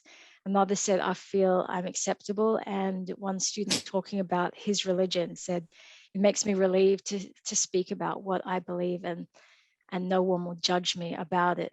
So these quotes, I think, really speak to the fear or the experience that so many students have had where they did feel excluded or totally non-accepted, and the difference it makes if people do the opposite, especially teachers. Another impact on students from a purely pragmatic level is that when they have opportunities to talk about and share their culture, well, it's a familiar topic. So that's a stepping stone for more learning, starting with what is known and then adding what isn't known. When you're learning new concepts and a new language, that is it's extremely difficult. But if you're learning new language to apply to concepts you already know, then that definitely eases the transition, and of course gives students a sense of mastery and confidence, because there's something that they do know there. It also brings increased understanding of each other, and a lot of my students and research participants has said that being able to share culture with each other in their classes leads to more connection and belonging amongst peers, and increased intercultural competence and knowledge. They know how to live together in the classroom, as one of them said. And of course, it's also increased engagement, because it's something that everybody can connect to. People are interested in talking about their own culture and learning about other cultures, especially in the ESL classroom. Now on to strength-based teaching. How are we going for timing? Suzanne? Oh, okay. I forgot to see what 2 minutes. Okay. Yeah. Okay. All right. Yep. I'm almost there. Okay. So strength-based teaching, what does it look like according to the students? Well, it's a sharing of power. As I said before, a sharing of expertise. We don't need to stand up there and lecture students, especially when they're learning a language. Of course, they develop their language by using the language and not just by using their ears. They saw strength-based teaching as treating students as trustworthy, responsible adults. There's this horrible tendency some people have, unfortunately, to treat somebody like a child just because they're still developing their English. And of course, students are not stupid, and they notice this absolutely. Another thing was supportive and encouraging feedback rather than deficit discourses and shaming and blaming. Shaming and blaming is a big part of, or not shaming and not blaming is a big part of trauma-informed practice. And blaming was a big word that came up in my research. They really loved the teachers and learned from the teachers and were motivated by the teachers who helped them build on their strengths rather than blaming them for the things they didn't know, or for blaming them for making mistakes and not making progress in one area. I'll end with some more quotes from students and the impacts of non-strength based versus strength based teaching. So non-strength based, one student said, they're the teachers, they have more power, so you're not allowed to know everything, you have to learn from them. He had this feeling that a couple of teachers, definitely the minority, would withhold information because the teachers had to look important and the students had to seem like they were ignorant, which obviously is extremely demoralizing.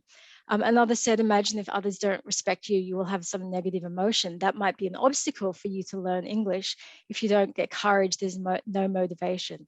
So students explicitly make the link between the feelings, the way they're treated, and how ready they are to learn English. It always made you feel like you're not a university level student, and that was a comment about being treated maybe like a school child and so on. And of course, they're adults and there's no excuse for that. On the other hand, we've got the strength-based, and look at the difference in language here. They just give us so much courage.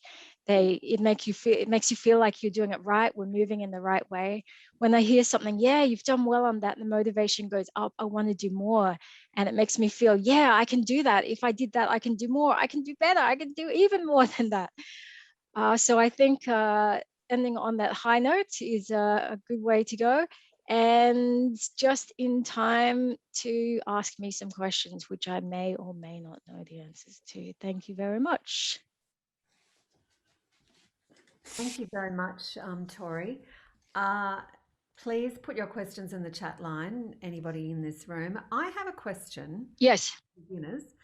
Beginners talking about, I mean, the classroom is a community, isn't it? You create a community in there. So to what extent, it's not just a one-way exchange between a teacher and a whole lot of separate individual students.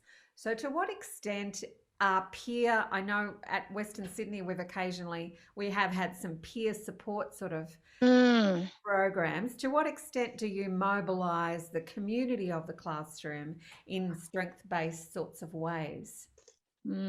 Well, I think one of the most obvious things would be having collaborative activities rather than competitive, and having everything. I mean, it's classic ESL teaching, really, to be doing things in pairs or small groups rather than individually. And students, even though a lot of them, or even most of them, come from this educational tradition where it's the teacher standing up at the front and the students just do their individual work, they don't like it. I mean, I've had so many students say that they find that incredibly boring. And if it happens again in Australia, they're like, oh, I'm back in my country. And, you know, why is this happening? It's so dull. They want that opportunity to be able to collaborate with each other, talk to each other. So yeah, it's pretty simple. Maximize the pair work and the small group work, and work on. There's so many collaborative activities out there that really build the sense of community and, you know, helping each other. Yep. Mm-hmm. I sped through it because I was conscious I only had 10 minutes to do my 10 slides, so I probably went a bit fast. I'll just ask one more question. We're always very worried about, Western Sydney has a higher proportion than other universities, I think, of students from equity groups, if you like, in New South Wales. We're always worried about attrition of those students. So have you noticed any, and we collect data about that, have you noticed the connection and belonging of students from refugee backgrounds to the University of Southern Queensland contributing to their you know, retention and success and moving through I don't know. I don't think any research like that has been done. I mean, I've been there 7 years. I was teaching in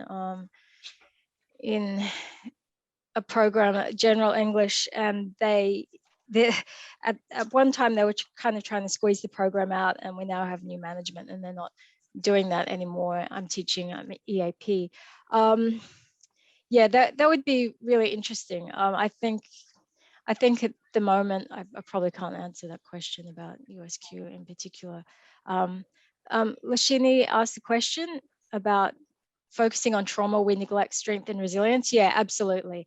I think, as Abang was saying, you know, have high expectations and give them the support and the tools to achieve them. Don't treat everybody like, oh, poor you, you're a poor traumatized person and you won't be able to do anything. That's absolute, that's just not true in my experience. Yeah, recognize right from the start that they're coming here with incredible strength. Just to live in another country takes a lot of strength. Excellent. Welcome back. So it's my pleasure to introduce the amazing Dorothy Hodnott. I don't know if she needs an explanation or a description, but Dorothy is the previous principal of Holroyd School. She has accolades beyond compare, a recent awardee of a doctorate at the University of Sydney, stellar advocate, working all over the place, the busiest retired person, almost definitely in New South Wales, if not the whole of Sydney. So Dorothy, you're going to run the Q&A, you're going to give us some of your musings as well, and then we're going to kind of end with a ... and maybe some suggestions of what people can do to think about before we reconvene later in the year. Yeah. Over to you. Thank you. Well, welcome everyone. This is a great honour to have this session. I'm on Gadigal land, and in NAIDOC week, I'd like to acknowledge the original owners of the land and pay my respects to elders past, present, and of course always to the future elders that education is about. So I listened to the sessions with great interest, and there were some comments that I might have made along the way. But I'll make some general comments before we go into Q&A. What's come very strongly out of this symposium has been the importance of leadership, whether that's the leadership at the school level or in post-secondary education. And of course, this symposium hasn't dealt with the vexed question of TAFE and vet education, which is a challenge yet to be overcome. So leadership is actually quite a key to everything. When I think that the Department of Education, New South Wales, has taken a very proactive approach to multicultural education and the education of refugees, and Rachel Hennessy gave us a very interesting summary of the sorts of things that take place in New South Wales and to an extent in other states. So not every jurisdiction has either the same number of refugee people, the same proportion in their schools, or the same set of concerns. I gave a talk for ATESL, the Association of Teachers of English Speakers of Other Languages, New South Wales, a couple of months ago, I think at the end of April or beginning of May, in which I talked about a number of these issues. And I think that talk is available online for people who may wish to hear what I had to say in a general way about education of refugee students. One of the things that I might suggest to you, and this came up during the question about resources, and a number of people asked questions about where they could get resources or whether they were available only in New South Wales and so on. My suggestion is that you have a look on the Refugee Council of Australia's website. Not the most helpful website, I have to say, but last year I headed a campaign called No Child Left Behind, which was an attempt to convince the government, unsuccessfully, to extend the safety net to asylum seekers on temporary visas in the community. And if you go onto the RECOA website and go into campaigns, I think it is, and then find No Child Left Behind, we compiled a really useful list of links to resources that everybody could use in schools. It's not been updated since last year, but I'm intending on asking RCOA to update it and to make it more accessible so it's not hidden in campaigns. But all of the resources that we had the links to there are available to teachers throughout Australia and indeed overseas. And that was part of the purpose of that. So that may be a helpful thing for people to do, to find useful resources. Let me just go back to the themes that have come through. Really, leadership is a key issue. You can have all the resources in the world and all the commitment in the world at a school level. And if the leadership doesn't hear you, then the sorts of programs that we've seen, for example, at Cogra High School using drama to help young refugees transition into mainstream education, sort of settle themselves, and been used very effectively in the Tree of Life work that's been done in Western Sydney and so on. That's very, very, it's very important. If the leadership isn't hearing, then the school can't go ahead. And I think that's also true at universities. It took quite a lot of effort to get universities to agree for full scholarships for asylum seeker students a number of years ago. And that work ground away for years until now. Most universities in Australia have at least some scholarships which can be used to help those asylum seeker students who've managed to get their way through the whole system and are competitive for university, and into tertiary education, into the sorts of qualifications that will be portable no matter what the outcome of their situation is. So those are really, to me, very important things. Another one is communication. That came through fairly strongly, that it's really important not only to be dealing with the students, but to be communicating with the parents and the communities. And I see that you know, primary schools and schools in regional and rural areas find that very difficult.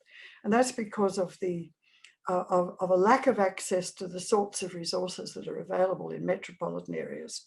And also, and that includes a lack of access to interpreting services and translations and things of that kind. Really important, I think, to have access to those. There is the telephone interpreter.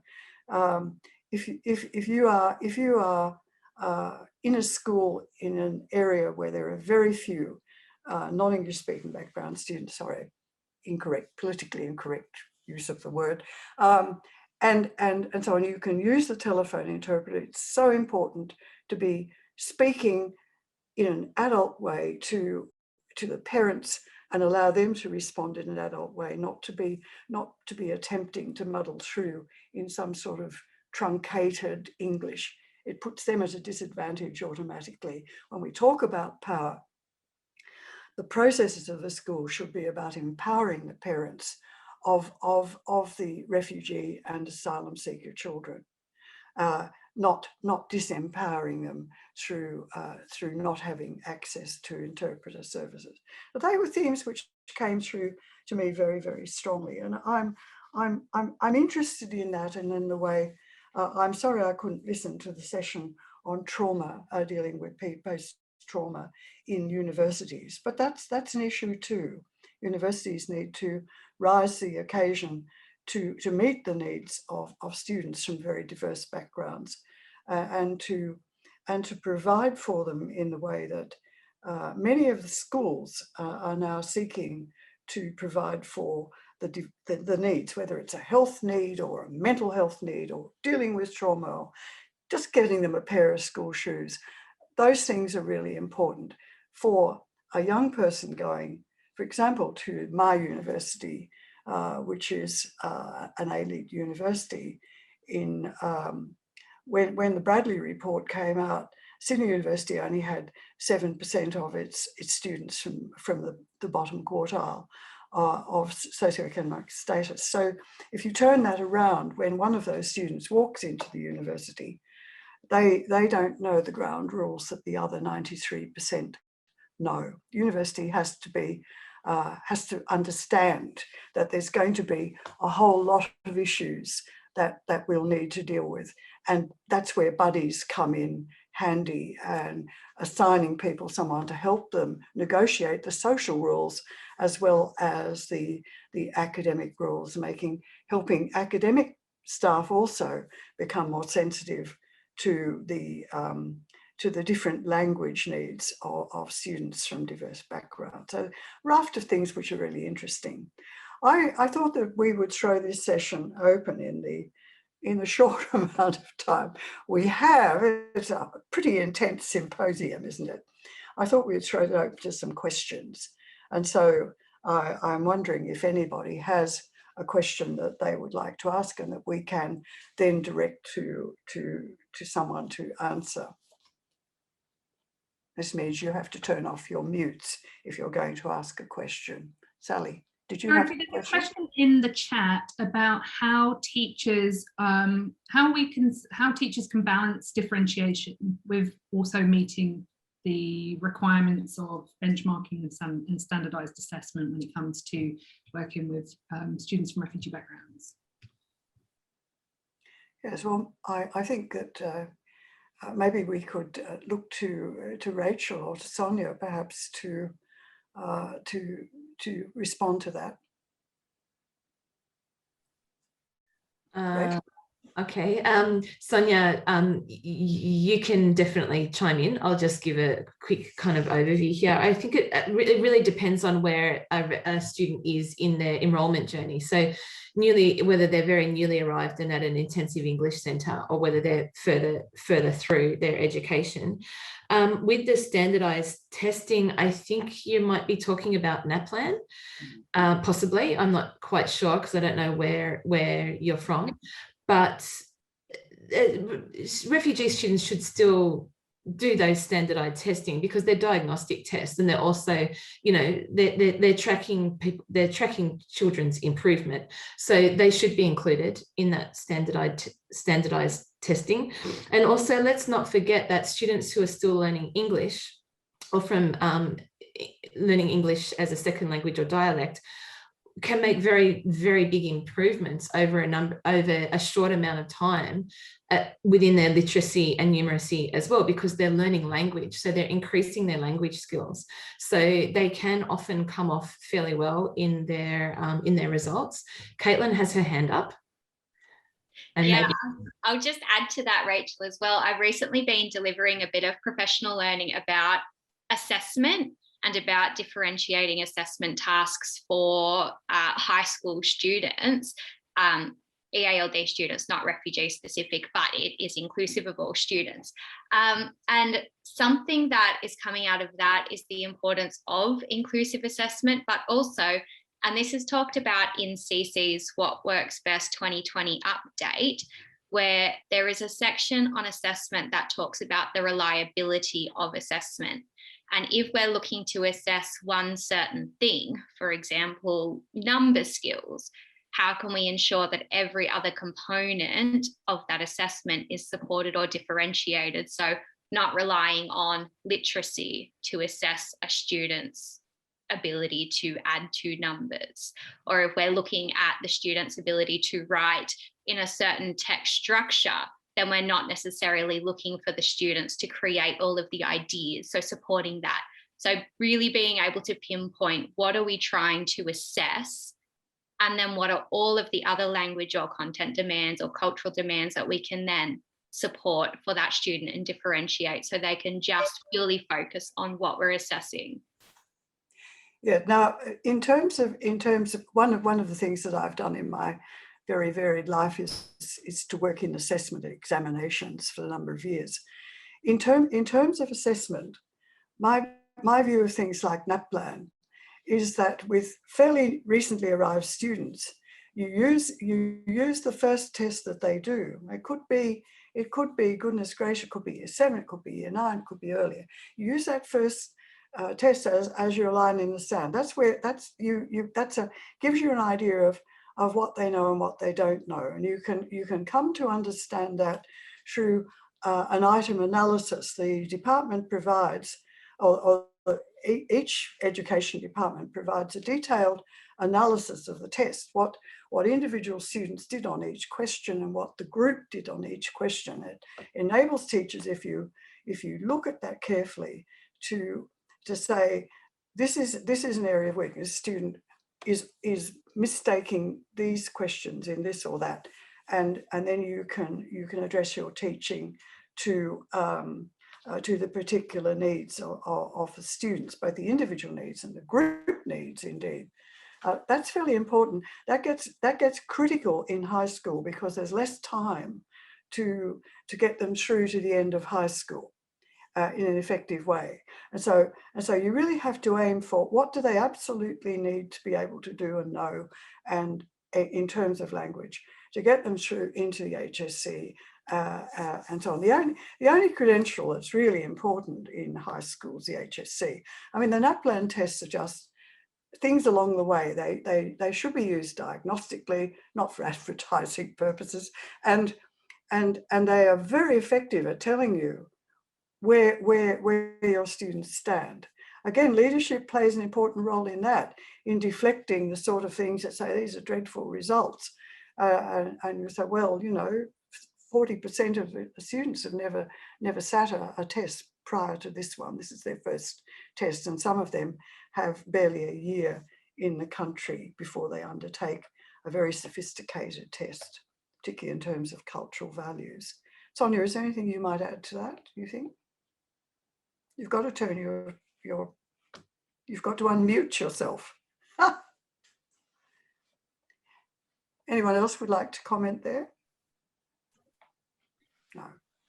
Okay.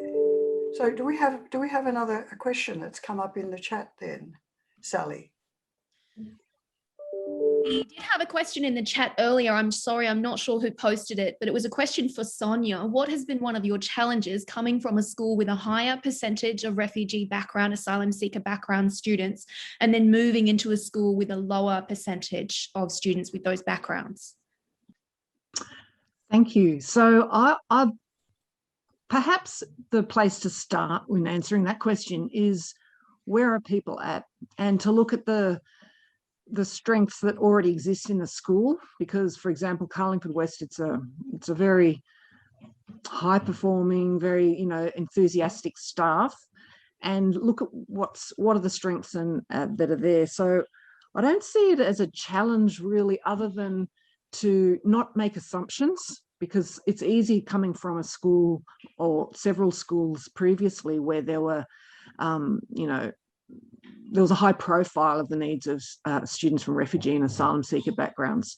So to think about, okay, we don't have that many students, but it's still important. We still need to make sure that we're inclusive of all of our students, regardless of their language or cultural or visa status, and to see what are their needs. So I think perhaps the challenge will be the competing pressures of everything else that happens, and just to make sure that we keep the needs of these students at the front of the conversation, so that we can really look at what the staff need, analyze that, and then look at what the students need, and then try to work together to support them like that. In that context, schools with very few small numbers of refugees or indeed asylum seeker students can often feel quite at sea, particularly if they're in areas which haven't had much experience of dealing with students of this kind. I'm thinking here of schools in the New England area of New South Wales, which received a large, and are continuing to receive, Yazidi refugees in fairly significant numbers. The intention being to settle about 10,000 Yazidi refugees ultimately in that area. And this was an area where there was relatively little ESL support. There was relatively little access to organisations like STARTS and so on. And suddenly the schools had significant numbers of children who'd been through massive trauma in the case of the Yazidis, and were often from a rural background with very little formal education. And so there were a number of issues which hit immediately. One was around basic literacy and numeracy, and how, for example, in a high school you deal with children who are illiterate. And another was around the acquisition of English language. I'm happy to say the department actually established an IEC in Armidale to deal with that, and was able to move resources into that area. But that's an area where you've got a large number of students suddenly. What is more common is that schools over quite a large area will get a scattering of students, and therefore the formulas which apply to EALD teacher staffing of those schools become very difficult. There may only be one teacher a day per week or something of that kind, and there may be no teacher who's qualified in that area to work with those schools. So there's where I think the use of online resources and connection with the Department of Education's multicultural education people is actually of great importance to get that constant feedback, and the professional learning, therefore, of teachers is then critical to the way they deal with those students. But schools do need to understand that children who arrive from refugee camps won't have the means to buy school uniform or to provide or have stationery and parents mightn't understand what excursions are all about because that's not part of their previous experience. So schools have to allocate the funds. So you have to allocate the resources to cover those needs. They're basic things. They're really important. I'm going to close us off because we have hit midday, but can I say thank you so much to Dorothy for closing off with some really important thoughts and some questions, and thank you to all of our presenters. Thank you to Rachel Hennessy, thank you to Abang, thank you to Caitlin, to Sonia, to Hannah, to Tori.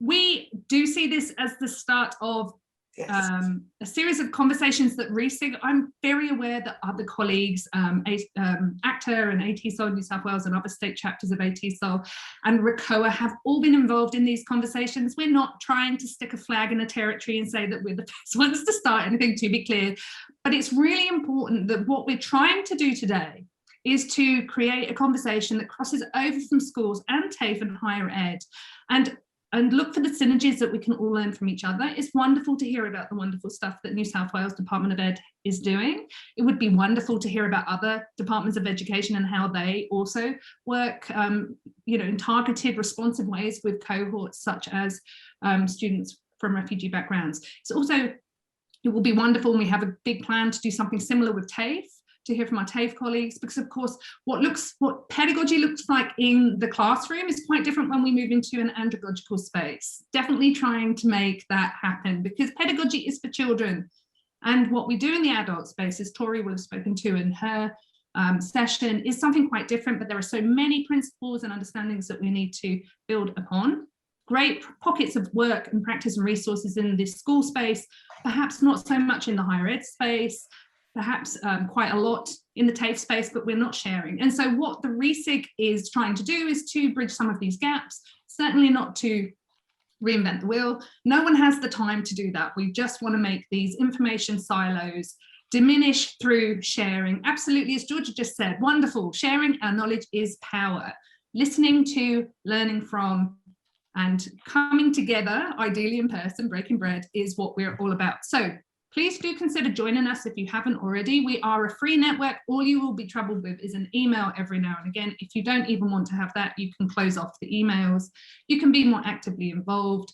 Mira, who I think has gone, but Mira is our school liaison person. Leslie Cocciarelli, who I think is still with us, is our TAFE liaison person. We have different roles within the ReSIG who kind of reach out to do some connecting with colleagues so that we can all learn and we can share things together.